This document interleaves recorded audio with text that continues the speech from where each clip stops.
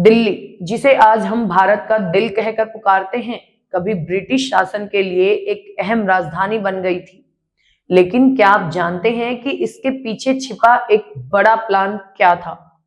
इस वीडियो में हम आपको बताएंगे कि कैसे अंग्रेजों ने दिल्ली को अपनी नई राजधानी बनाने का फैसला किया और इसके पीछे क्या राज था। इतिहासकार नारायणी गुप्ता लिखती है, अंग्रेजों को लगा कि दिल्ली एक सुंदर शहर है जिसे राजधानी बनाकर वो इसके इतिहास से भी जुड़ सकते हैं। लेकिन दिल्ली का इतिहास बहुत ही रोचक और जटिल था। अंग्रेजों ने जब देखा कि कलकत्ता में शासन करना असुरक्षित हो गया है, तो उन्होंने दिल्ली की तरफ रुख किया। दरअसल 1905 में बंगाल का विभाजन हुआ, जिससे अंग्रेजों के खिलाफ विद्रोह शुरू हो गए थे और कलकत्ता अस्थिर हो गया था। ऐसे में अंग्रेजों ने तय किया कि नई राजधानी बनाई जाए और दिल्ली इस प्लान का हिस्सा बनी।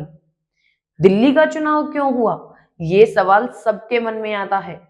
ब्रिटिश शासन से पहले दिल्ली मुगलों का गढ़ थी और यहाँ का शाही इतिहास अंग्रेजों के लिए बहुत आकर्षक था।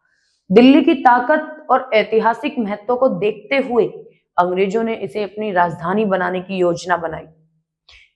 किंग जॉर्ज पंचम और लुटियंस का महत्वपूर्ण योगदान रहा।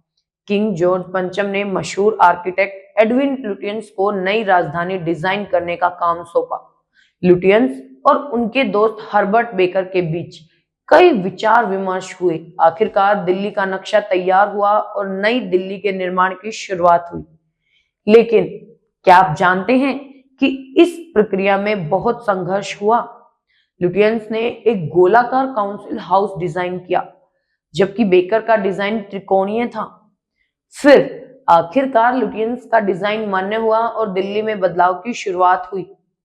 दिल्ली में न केवल ब्रिटिश शासन के खिलाफ कई आंदोलन का गवाह बनी, बल्कि ये हमेशा ही स्वतंत्रता संग्राम का केंद्र रही।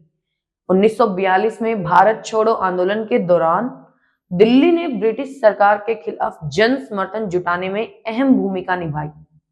दिल्ली सिर्फ भौगोलिक रूप से भारत के केंद्र में नहीं थी, बल्कि राजनीतिक, सांस्कृतिक और ऐतिहासिक दृष्टिकोण से भी ये बेहद महत्वपूर्ण थी।